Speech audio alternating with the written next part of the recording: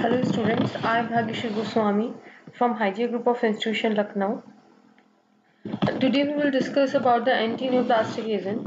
As we discussed about the anti-neoplastic agent's introduction in previous class, here we will discuss about the anti-neoplastic agent classification and more. Today's contents are classification, alkylating agents, mechanism of action of alkylating agent, their drug structures, synthesis of maclorothamine, and side effects. Classification. As we know, anti-neoplastic is a wide disease in worldwide.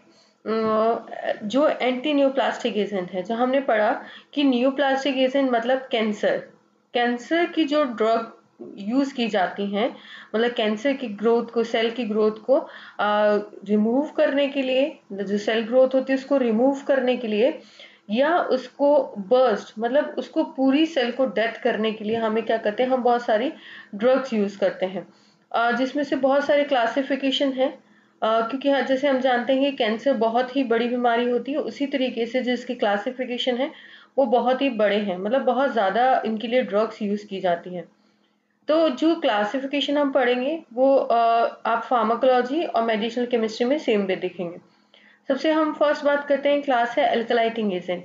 अल्कलाइटिंग agent में ये जो अल्कलाइटिंग agent है इसको 6 classes में divide किया गया है। सबसे फर्स्ट है नाइट्रोजन मस्टर्ड। नाइट्रोजन मस्टर्ड के अंदर ड्रग है क्लोरम्ब्यूसर, मेल्फेलान, साइक्लोफॉस्फामाइड, मैक्लोरिथामाइन। उसके बाद है नाइट्रोसोयूरिया। नाइट्रोसोयूरिया में है कामिस्टीन, लोमिस्टीन। उसके बाद है एजिरिडीन्स। एजिरिडीन्स में है एजाटेपा, बेंजाटेपा, बेंजोटेपा, थायोटेपा। उसके बाद है मीथेन सल्फोनेट ईस्टर्स, जिसमें बूसल्फान, पीपोसल्फान। उसके बाद आता है इपोक्साइड। इपोक्साइड में है इपोक्सी पाइपरेजिन। मिसलेनियस में है डी कार्बाजीन और डाई ब्रोमो ड्यूलसिटॉल। उसके बाद है दूसरी क्लास है एंटी मेटाबोलाइट्स। एंटी मेटाबोलाइट्स में है अमाइनो एसिड एंटागोनिस्ट जो होते हैं वो, उसमें ड्रग आएगी एजासेरिन। फॉलिक एसिड एंटागोनिस्ट, उसमें मीथोट्रिक्सेट, ट्राइमेट्रिक्सेट। फिर उसके बाद आती है पायरिमिडिन एंटागोनिस्ट, उसमें है फ्लोरोयूरासिल और सिटाराबिन। उसके बाद आती है प्यूरिन एंटागोनिस्ट, उसमें आएगी एजाथायोप्रीन, मर्केप्टोप्यूरिन और थायोग्वेनिन। उसके बाद है माइक्रोट्यूब्यूल इनिबिटर्स। माइक्रोट्यूब्यूल इनिबिटर्स में विनब्लास्टिन, विनक्रिस्टिन, जो कि हम सिलेबस में हमारे एज ए प्लांट प्रोडक्ट्स भी दी हुई है। उसके बाद है पैक्लीटेक्सेल, डोसीटेक्सेल।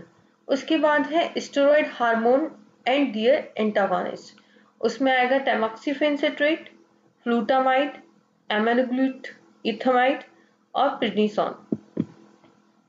फिर एंटीबायोटिक्स। एंटीबायोटिक्स में है ब्लोमाइसिन, डेक्टिनोमाइसिन, डॉक्सोरोबिसिन, डोनोरोबिसिन, मीटोमाइसिन, प्लीकामाइसिन। ये सारी ड्रग्स हैं एंटीबायोटिक के अंदर। और कुछ मिसलेनियस ड्रग है, उसमें है cisplatin, hydroxyurea, etoposide, L asparaginase, interference and procarbazines. ये क्या है, मिसलेनियस ड्रग है। उसके बाद है अल्कलाइटिंग एजेंट। हम एक एक क्लास में लेके चलेंगे। सबसे फर्स्ट हम ले रहे हैं अल्कलाइटिंग एजेंट। अल्कलाइटिंग एजेंट क्या है, oldest and most useful of anti neoplastic drug. जो अल्कलाइटिंग एजेंट्स को क्या है, बहुत लंबे समय तक, मतलब बहुत पुरानी ड्रग है जो बहुत ही यूजफुल होती है कैंसर की ड्रग्स में, मतलब कैंसर डिजीज में इसमें क्या होती है, उसको सबसे ज्यादा क्या किया जाता है, यूज किया जाता है। Directly act on the cells, जिसको हम साइटोटॉक्सिक ड्रग भी बोलते हैं। इसमें क्या होता है कि ये हमेशा जो अल्कलाइटिंग जो एजेंट्स हैं, जो अल्कलाइटिंग एजेंट्स की ड्रग्स हैं, वो क्या करती हैं, डायरेक्ट जाके सेल्स पे अटैक करती हैं और उनको किल कर देती हैं। उसके बाद है clinical use evolve from the observation of bone marrow suppression and lymph node shrinkage in soldiers exposed to sulfur mustard gas warfare during World War First। हुआ ये था कि वर्ल्ड वॉर जब फर्स्ट हुई थी तो वहां पे जो सोल्जर्स थे वो सल्फर मस्टर्ड गैस में क्या हो गए थे, एक्सपोज, मतलब उनके ऊपर सल्फर मस्टर्ड गैस मतलब एक्सपोज हो गई थी, मतलब लग गई थी या इंजर्ड हो गए थे। तो उन्होंने वहां पे देखा, जो साइंटिस्ट लोग वहां पे देखा कि बोन मैरो सप्रेशन होने लगा था और जो लिम्फ नोड थी उसका भी क्या हो रहा है, श्रिंकेज होने लगा था। तब उन्होंने वहां से क्या निकाला था, इस अल्कलाइटिंग एजेंट का क्लिनिकल यूज निकाला था।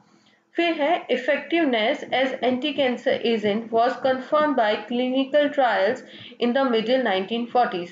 इसमें क्या था कि 1940s के अंदर, मतलब जो मिडिल 1940s था उसके अंदर इन्होंने क्या देखा कि जो एंटी कैंसर का मतलब जो इफेक्टिवनेस था, जो एंटी कैंसर में जो अल्कलाइटिंग एजेंट जब क्लिनिकल ट्रायल्स हुआ तब पता चला कि 1940 के अंदर कि ये बहुत ही यूजफुल और मोस्ट इफेक्टिव ड्रग है।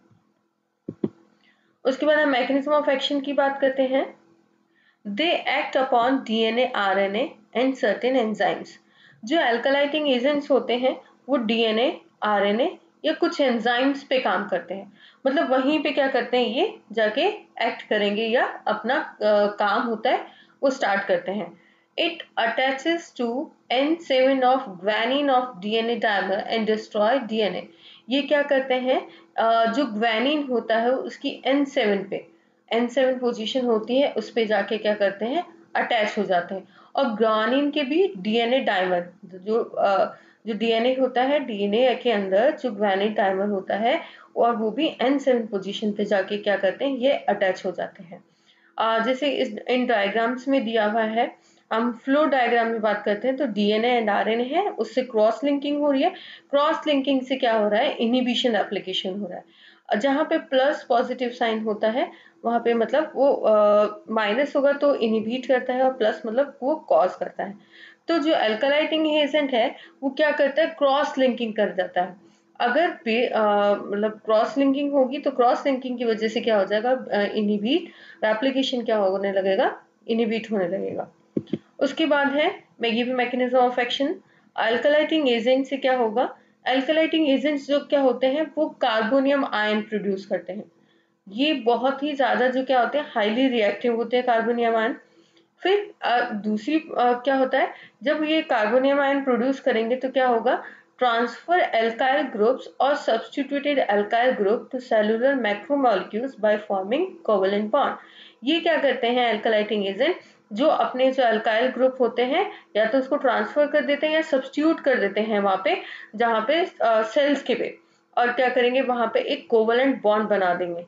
कोवेलेंट बॉन्ड बनाने के बाद में ये क्या करेंगे, क्रॉस लिंकिंग हो जाएगी या फिर एबनॉर्मल बेस पेयरिंग या सीजन ऑफ डीएनए स्ट्रैंड हो जाएगा। मतलब ये क्या करते हैं, एबनॉर्मल बेस पेयरिंग कर देते हैं, मतलब जो डीएनए में बेस पेयरिंग होती है उसको एबनॉर्मल कर देते हैं। जैसे टी ए से जुड़ता है, जी सी से जुड़ता है, तो ये क्या करेंगे, अलग अलग क्या करेंगे, क्रॉस लिंकिंग करना स्टार्ट कर देंगे।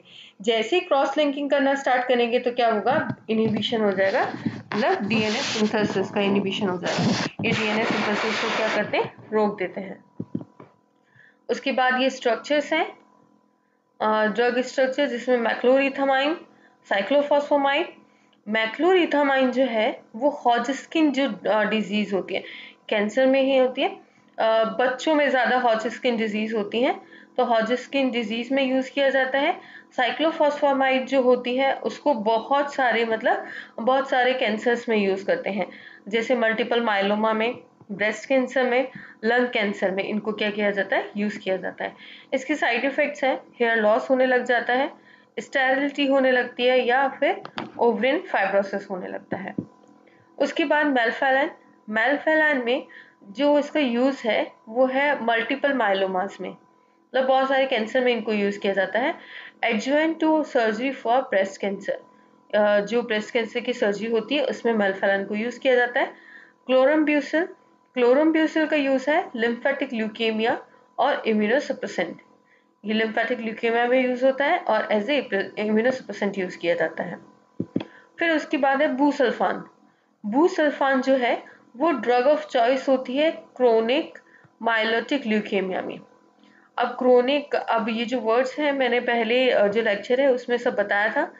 तो ल्यूकीमिया जो होता है वो एक्सेस, मतलब जो क्रोनिक माइलोटिक ल्यूकीमिया है वो एक्सेस इमेच्योर डब्ल्यूबीसीज के कारण होगा। और ये बुसल्फान जो होती है इस ल्यूकीमिया के लिए ड्रग ऑफ चॉइस होती है। इसका साइड इफेक्ट है स्किन पिगमेंटेशन होना स्टार्ट हो जाता है। फिर थायोटेपा। थायोटिपा बहुत सारे कैंसर्स में यूज आती है, जैसे breast cancer, ovarian cancer, malignant lymphoma, और ज़्यादातर ब्लैडर कैंसर जो होता है उसमें यूज की जाती है। इसके side effect bone marrow suppression, ठीक है।